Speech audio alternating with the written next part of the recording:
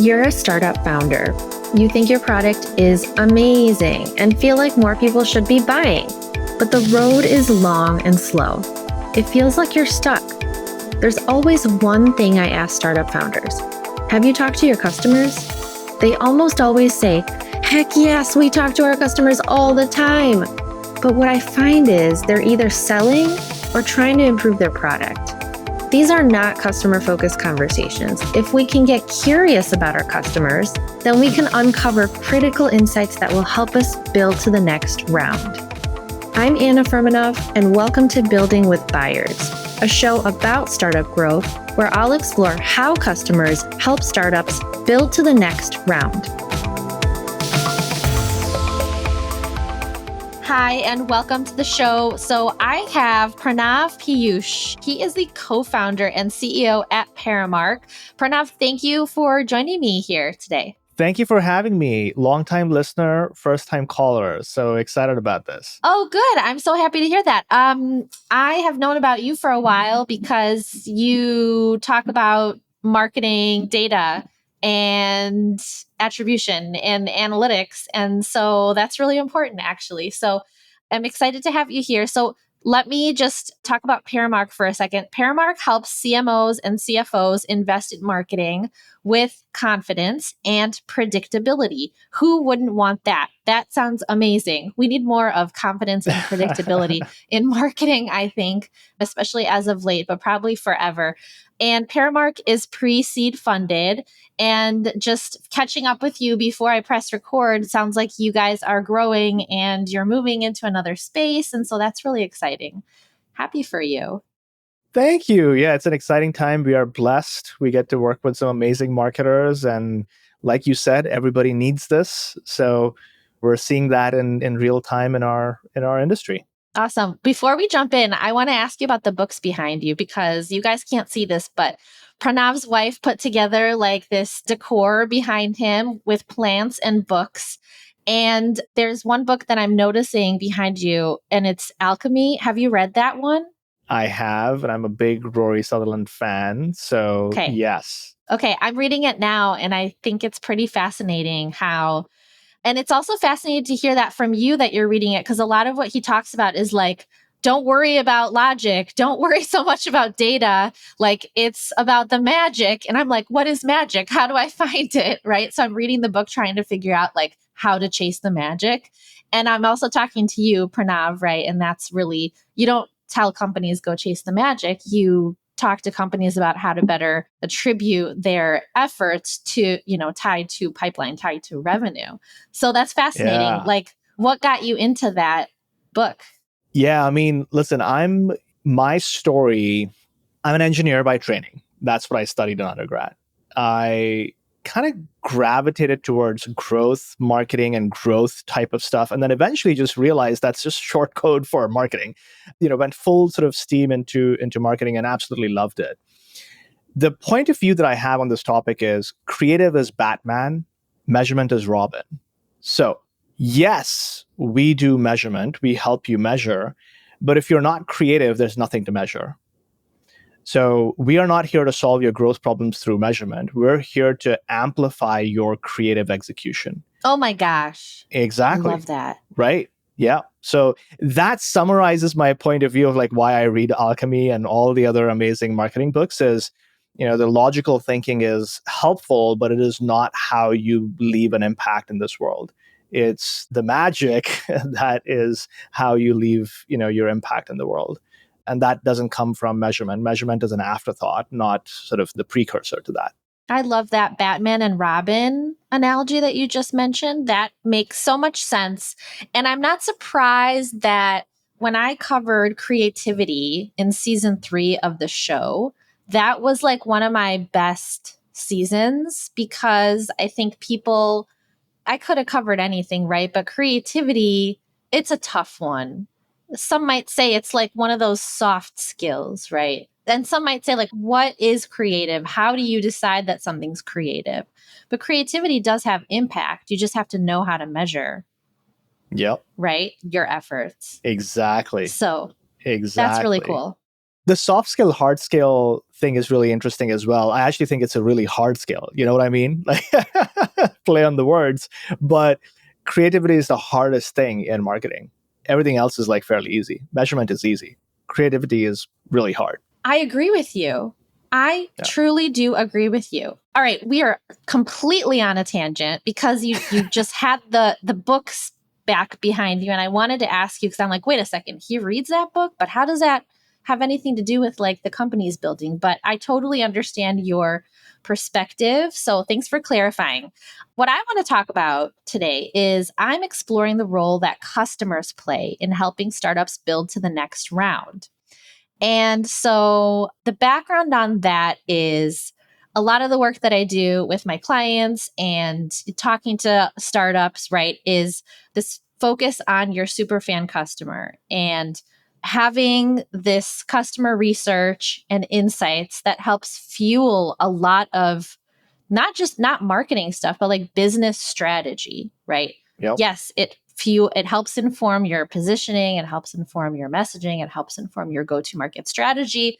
It helps the team also be inspired when you hear a bunch of great things like the value your product is providing for your customers. You're like really jazzed because a lot of times it's so hard in startup world, right? One day you're like doing amazing. The next day you're like, what just happened? I have no idea. Like, we're going to shut down, right? And the next day it's just all over the place. So your superfan customers bring you back to a place of, okay, I know who I'm doing this for. They love this. This is the value they're getting. So it just kind of gives you that confidence. And we talked about how important confidence is, right? Mm-hmm. So I want to talk to you about customer research at Paramark. How do you incorporate customer research at Paramark? That's a wonderful question. It's baked into our DNA from day one. When my co-founder and we met at a park almost 2 years ago, 2.5 years ago, to first start thinking about the business. And we didn't have a concrete idea of what we were going to do. Well, I had a bad idea in my head. So the first thing we did was like, hey, let's go find some people to talk to about this idea. And every CMO, every VP of marketing that I could get a hang of, I found them, I interviewed them. And very quickly, within the first like 3 conversations, I was like, the idea that I had originally was a really terrible idea. But there was this other pain point that emerged that became Paramark. And day in, day out, weekends, weeknights, we were kind of doing this on the side. It took us about 15 to 20 interviews to get really good signal. And then we started to iterate based on that signal on what a potential solution might look like. So we did what is known as a fake door test, where we literally built these, mocks, price points as an actual sales deck and started to put that in front of people. We had no clue if we're building this business at that point. We were like, maybe, we'll see. And it started to kind of just resonate. So customer research has been baked into our DNA from day one. That's what we did back then. That's also what we do now. We come up with a concept and yeah, you said it's customer research, but it was actually not, they weren't your customers. So it's kind of like you started with people that you thought would be your right target buyer. And you did the research with them. What questions were you asking? Like, what were the sorts of things that you were looking for? What was your goal with that research? Yeah, very good question. I want to get into their day-to-day to understand their pain points, their anxieties, their frustrations with whatever was happening in their world. So I would typically ask like, hey, tell me about last week. What was top of mind for you in your work, right? Obviously. I would ask them like, if you could wave your magic wand, what problem would you like to solve? What keeps you up at night?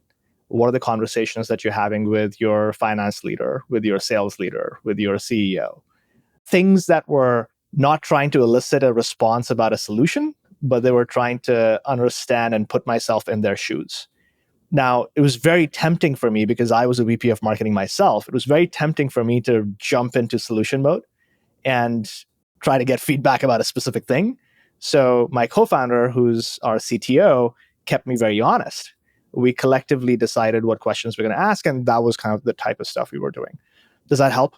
That totally helps. Yeah. And so take me to today and like some of your customer research today and your goals with the research today. Yeah, I try to think about every prospect conversation, every onboarding session, every customer success touch point as an opportunity to get feedback and research from customers. So, like I said, it's just baked into our process. Every customer has a Slack channel with us. So we're constantly seeing feedback from them on what's working, what's not working.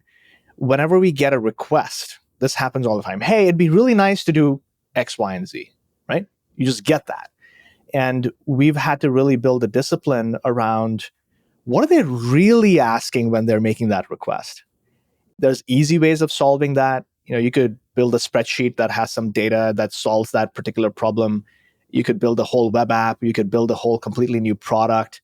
And it's understanding what is the level of pain and what's going on in their life that made them ask that question, and then figuring out the best way to solve it. And so that's an iterative process. And again, it goes back to, as a founder who's doing all the customer success, it's very tempting for me to tell the rest of my team, just go build it. And we don't have the luxury of that, right? We're not a Google. We're a 6, 7, 8-person company. And so we have to choose our battles very wisely. And very often I take back something that looks like a mock, or it looks like a spreadsheet. And hey, does this solve your problem? And you'd be surprised how often the customers go like, oh yeah, this is perfect. Thank you. Done. And you don't have to build anything complex into your product, right? Exactly. And sometimes we see patterns emerging, right? So 3 customers, 4 customers, 5 customers asking for very similar things. And we let that build up for a little bit before we then go solve it with a feature and then sort of present it back to them. And it's like, oh, great. Now it's a standard part of the product because we have this multiple people asking us for the same thing. But you got to let that pattern emerge. If you do it off of the first one, you might be making a big mistake. So, yeah. Let me ask you a question. When you told me about your prospect customer research, you were kind of just tell me about you. What are you feeling? What's going on at work? What are you scared about? What are you challenged with? What are you inspired by? So I heard a lot of that language. What I find is that when you've got customers and they're using the product, a lot of this customer research ends up being about product features. And they're in Slack, and then they're telling us hey, can you change this feature? We're looking for something that's very product focused. But what about, do you ever talk to them about them again? Things change, right? Things change every few months. Some other AI tool pops up, or something in the economy, or somebody gets elected, or whatever, right? Things change pretty quickly. So new frustrations or fears or challenges might pop up. Do you ever do that sort of research, or? It's such a fantastic question because it's been sitting in the back of my mind for the last couple of months. That exact thing of, I don't think I have prioritized that enough in the last few months because we've been so, we're a lean team. And so every touch point with a customer right now is about adding value and about sort of pushing the ball forward on the commercial side. I'm feeling that, oh yeah, I'm ready to hire a marketer who can spend some time with our customers and do that type of research, which we were doing 12 months ago, and we've just not had the bandwidth to do anymore. And it's completely wrong to deprioritize it, right? So I think every marketer should be doing that research on an ongoing basis. Every founder should be doing that research on an ongoing basis. And it's hard. Yeah. Let's be honest, though, founders don't have time. Yeah. We all need to go make the time, right? And that's the way that you build a long-lasting company. Have you heard the story that Mark Benioff goes to Davos every year and he just sits in a corner? And the reason he's doing that is so, again, it's all alleged, right? I don't know if this firsthand story, but so that people can come and talk to him. So he's just there observing. I love that. I love him so much for doing that. Exactly. So wow. You have to figure out how do you create that space. It doesn't have to be every day, but you have to create that space where you're just having free-form conversations. And that's something I have to figure out how to do more. There's something to be said about the free-form conversation. I think that it's helpful to just sit in the corner and have people be Pranav, why are you sitting in the corner? Like, let's chat. And you'll be like, sure, what do you want to talk about? And have it be freeform. But there's also something to be said around, here's my goal with customer research. I want to make sure I still understand that these are their top priority goals at work or top challenges at work. I still want to make sure that we're tracking correctly, that they're talking about the solution to their problem or what they're looking for or the value they're getting. I still want to make sure that we're hitting on that. Is it true, or did something change, right? Or did something pop up that's even more important? Totally. Having that structure is super useful too. And if startups could do this type of customer research, even like once a year, it's not enough, to be honest, right? But something structured that's at least once a year, if not twice a year, to just check, right? Because things change, especially your product and your even target buyer. And I've talked to startups that have pivoted because, oh my gosh, we found out that like there's actually a slightly different target audience for us, and they find this way more beneficial. So we're going to go after them. So it's really important to be nimble. Yeah. Couldn't agree more. Couldn't agree more. I think that question of, in the early stages, who is because you're obviously not attacking the whole market, right? You're not going after everybody. You picked a niche to start from. That's the whole point of, building a startup. And you could be wrong. There might be a better opportunity because there's more pain, or there's more willingness to pay, or there's an easier way to solve that need. And it's hard to know because you can't run 10 experiments at the same time, right? Then you wouldn't be a startup, you'd be a Google. And you're 100% right that checking your assumptions is very important on a pretty regular basis. Yeah. So fascinating. All right. So your goal is to find a marketer to do this work because you haven't done it yet as much as you would like to, probably, right? And so my next question is like, why is customer research important? Why do you think it's important? I don't know. Maybe it's an obvious answer in my head. I can't imagine doing my job without it. It's like, how would I know what we are going to build if I can't connect it directly with what human beings feel and need and want and all of those things, right? So to me, it's just obvious that without the foundation of research, you're just spraying and praying. And it's very dangerous.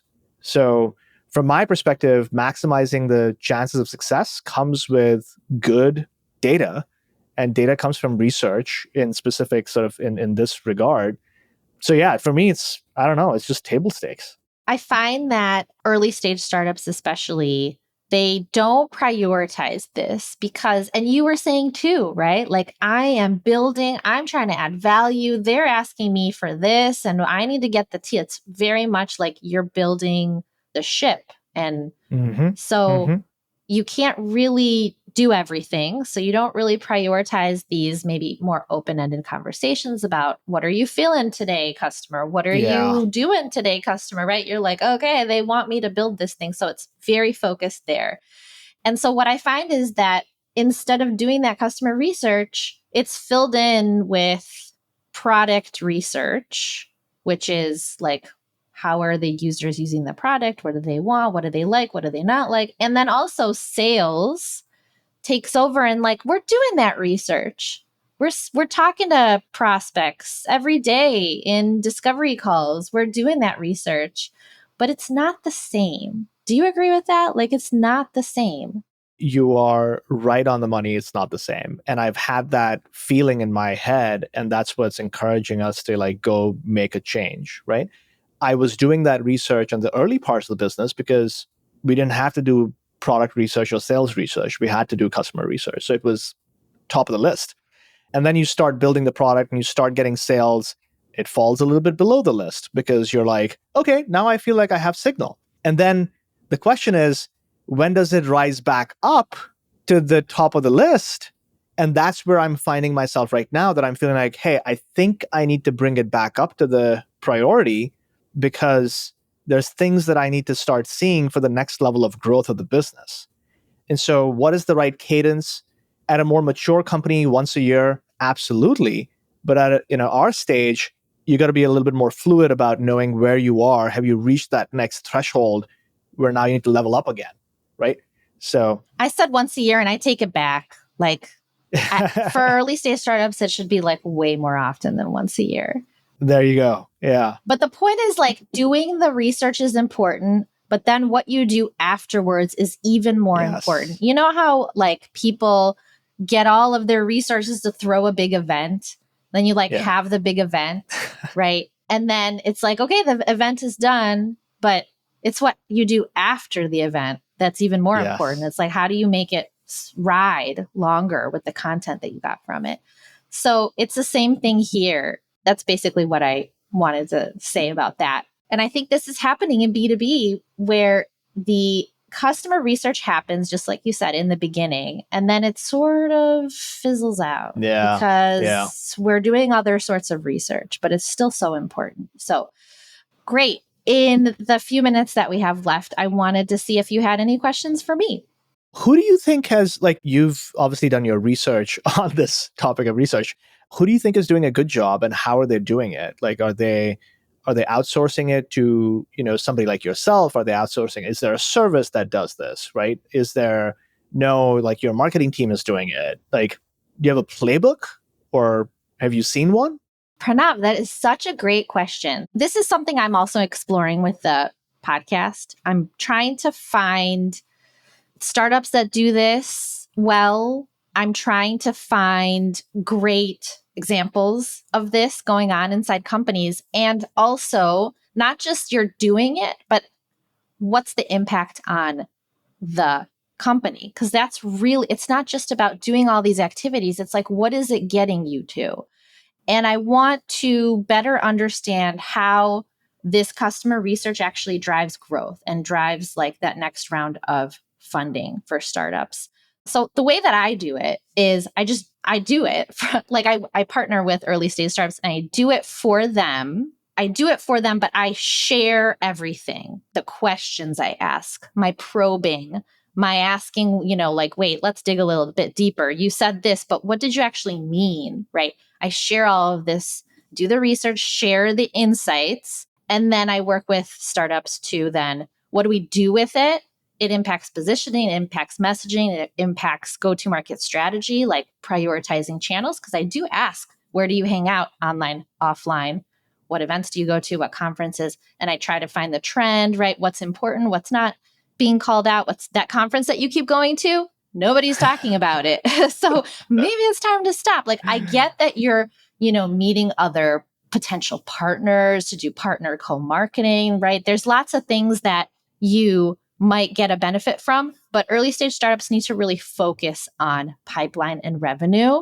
So you really have to be super specific on like where you spend your time. And that's what I try to do, is help startups prioritize their go-to-market strategy from that. But it really does go everywhere. Like the positioning and messaging goes out to the cold emails you're sending out, or the sales conversations too, and the website and anywhere else that you live online. It should all be very much consistent and matching. And what I find is that it's usually not, right?